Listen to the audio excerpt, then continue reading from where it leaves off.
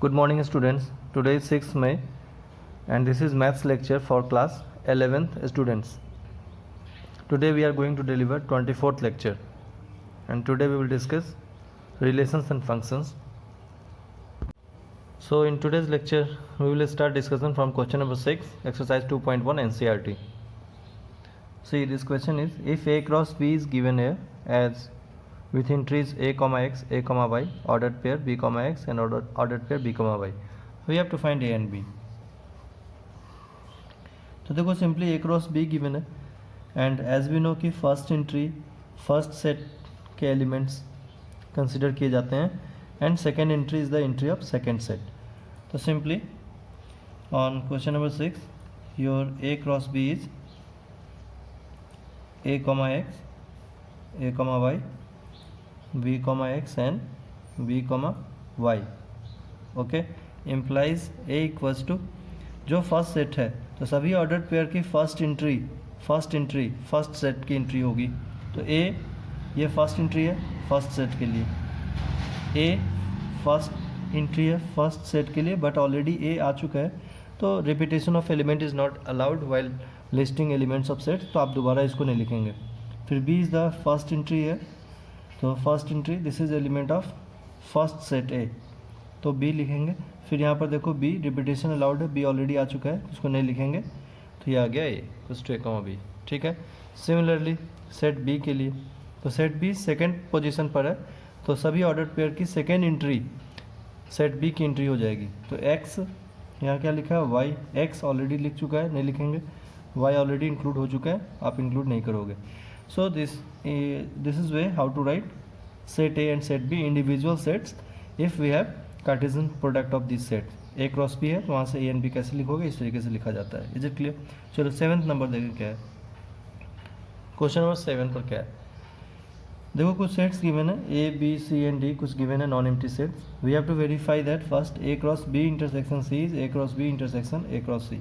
सबसे पहले तो हमें B इंटरसेक्शन C की ज़रूरत है. यहाँ पर B इंटरसेक्शन C आप लिखो तो देखो सेट B ये है सेट C ये है तो B इंटरसेक्शन C क्या होगा, कॉमन एंट्री हमें चाहिए. तो ये 1 2 3 4 B पर है और C पर 5 और 6 है. कॉमन एंट्री कुछ मिला नहीं तो B इंटरसेक्शन C 5 है. ओके, अब हमें A क्रॉस B चाहिए होगा तो पहले A क्रॉस B हम लिख लेते हैं. A क्रॉस B तो देखो ये A है और ये B है तो आप A क्रॉस B लिखो यहाँ पर. तो A cross B first A की एंट्री होगी तो 1 1 1 2 1 3 1 4 लाइक दिस, देन 2 1 2 2 2 3 2 4. चलो इसको लिख लें 1 1 1 2, ठीक है, 1 1 1 2 1 3 1 4, 1 1 1 2 1 3 एंड 1 4. ठीक है ना, 1 3 1 4. सिमिलरली फिर 2 से 2 1 2 2 2 3 2 4, 2 1 2 2 2 3 एंड 2 4. ये लिख लिया हमने A क्रॉस B. फिर आप लिखो A cross C. A cross C तो A 1 2 है, C 5 6 है तो A क्रॉस C क्या होगा 1 5 1 6 एंड 2 5 2 6. तो 1 5 1 6 एंड 2 5 2 6. ठीक है ना, 1 5 1 6 2 5 2 6 ये हमने लिख लिया A क्रॉस C लिख लिया. ओके, अब LHS देखो फर्स्ट का LHS क्या है. फर्स्ट पार्ट के लिए हम लोग डिस्कस कर रहे हैं.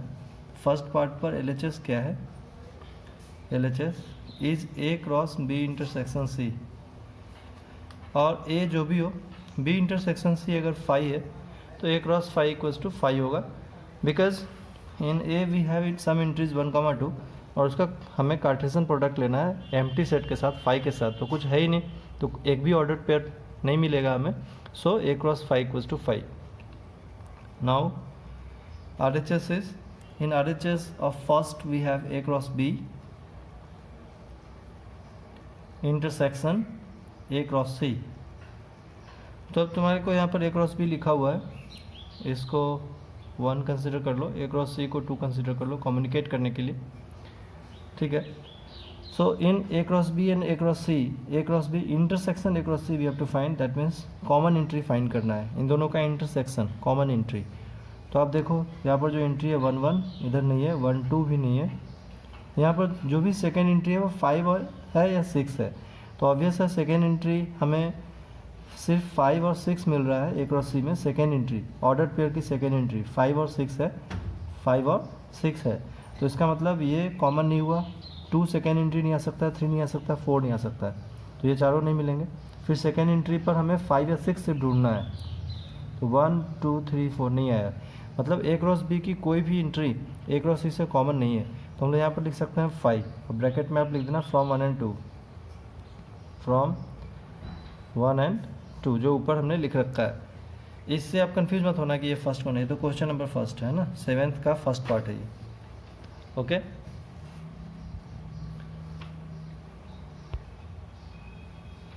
ठीक है ना। सो यहाँ पर लिख सकते हैं this implies LHS is equals to, ठीक है ना, तो LHS equals to RHS equals to 5। Okay, ऐसे हम लोग इसको प्रूव कर सकते हैं। Second part A cross C is A subset of B cross D. Similarly तुम लिख लेना ए क्रॉस सी क्या है और बी क्रॉस डी लिख लेना। अगर ए क्रॉस सी के all entries B cross D में आ गई तो A cross C is A subset of B cross D हो जाएगा। ठीक है, इसका आप होमवर्क में कर लेना। मैं नेक्स्ट क्वेश्चन डिस्कस करता हूँ।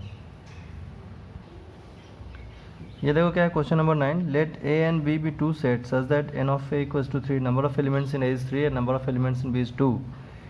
If x, 1, y, 2 and z, 1, देखो यहाँ तुम्हें कन्फ्यूजन हो रहा है ना, z है या 2 है, इसीलिए z को लिखते समय ऐसे कट कर दिया जाता है, तो ये 2 है।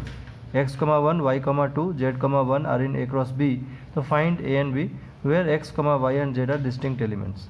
ठीक है, तो हमें basically a and b find करना है। We have to find a and b, a cross b given है। ठीक है ना, तो चलो आंसर करें।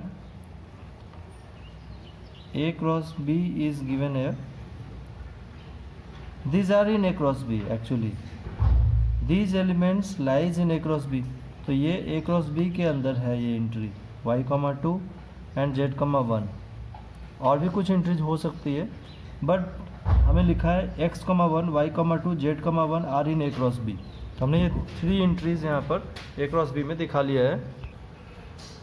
ठीक है, तो तुम तो बस ये देखो कि ये 3 एंट्रीज ए क्रॉस बी में है। हमें तो ये लिखा है कि if this are in A cross B. ठीक है, तो ये ए क्रॉस बी में है, और भी कुछ हो सकता है बट ये तो है। तो यहाँ से हम लोग ये लिख सकते हैं this implies A equals to, अच्छा तुम ये भी पता लगा सकते हो कि ए क्रॉस बी में कितनी एंट्री होगी। हाँ, we know n A cross B, हम लोग क्या जानते हैं, n A cross B equals to n A into n B, n A into n B. तो एन ऑफ ए तो तुम्हें गिवन ही है 3 है, एन ऑफ बी 2 है, तो मतलब number of elements in A cross B 6 entry होनी चाहिए, और हमें तो 3 एंट्री दी है, इसका मतलब कुछ ना कुछ एंट्री और है इसमें। ठीक है, तो क्या है वो अभी हमें नहीं पता है, इनको देख के हम ए और बी लिखें। We have to find A and B. तो देखो ए क्रॉस बी है, तो फर्स्ट एंट्री ए की एंट्री होगी सभी ऑर्डर पेयर में, तो फर्स्ट एंट्री हम नोट कर लेते हैं। फर्स्ट एंट्री यहाँ वाई है, फर्स्ट एंट्री जेड है। तो देखो ए के अंदर आ गया एक्स, वाई, जेड। आप मिलाओ ए में कितनी एंट्री थी, नंबर ऑफ एलिमेंट्स इन ए 3, मतलब ए कंप्लीट हो गया। ए तो यही है curly braces x, y, z. बात समझ में आ गई। चलो बी के लिए देखें, बी क्या हो सकता है।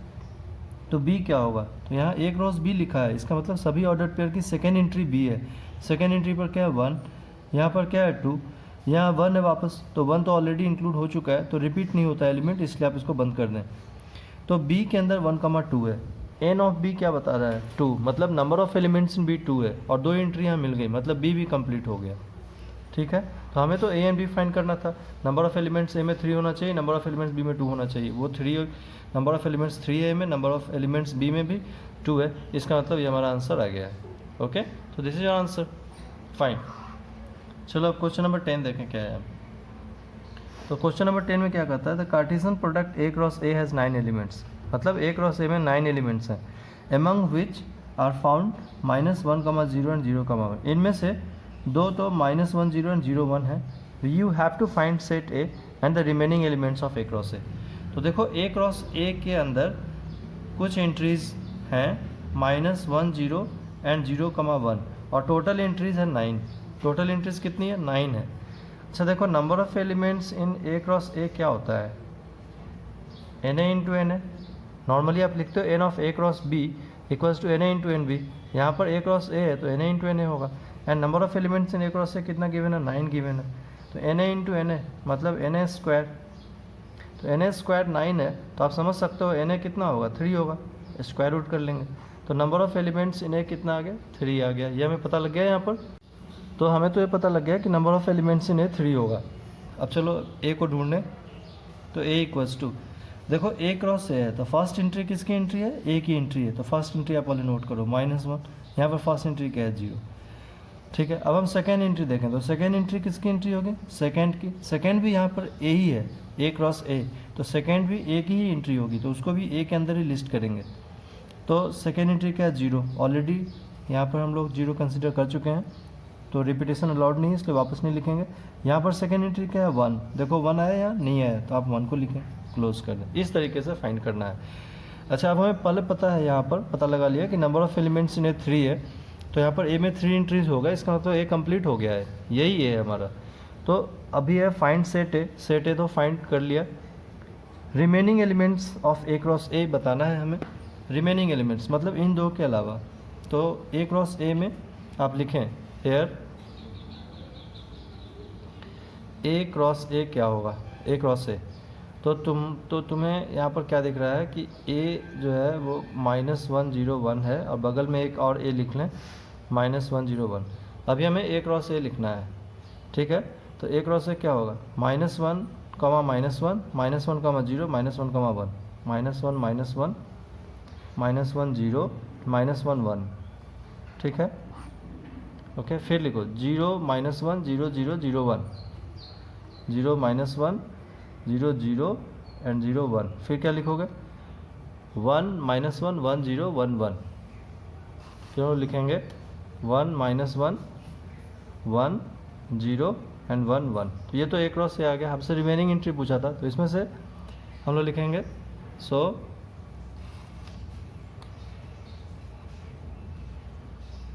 Remaining entry of A cross A is equals to, तो -1 0 और 0 1 को छोड़ के बाकी सब रिमेनिंग है। तो यहाँ पर -1 0 और 0 1 को आप नहीं लिखना, -1 0 और 0 1 को छोड़ के बाकी सबको लिख दो। रिमेनिंग एंट्री क्या होगी, -1 -1, ये तो ऑलरेडी यहाँ दिया हुआ था, छोड़ देंगे, -1 1, ठीक है। फिर 0 -1 0 0 0 1 तो यहाँ गिवन है, इसको छोड़ दो, 1 -1, ठीक है, 1 -1 1 0 1 1 1 0 एंड 1 1। तो ये हमारा रिमेनिंग एंट्री हो गया। बात समझ में आ गई, this is a remaining entry of A cross A. तो ये इस तरह से हमने एक्सरसाइज 2.1 पर टोटल 10 क्वेश्चन थे एनसीईआरटी पर, ये हम लोगों ने डिस्कस कर लिया है। आज तुम इसे फेयर नोटबुक में कंप्लीट कर लेना एक बार, फिर हम लोग नेक्स्ट लेक्चर में आगे डिस्कस करेंगे। ओके,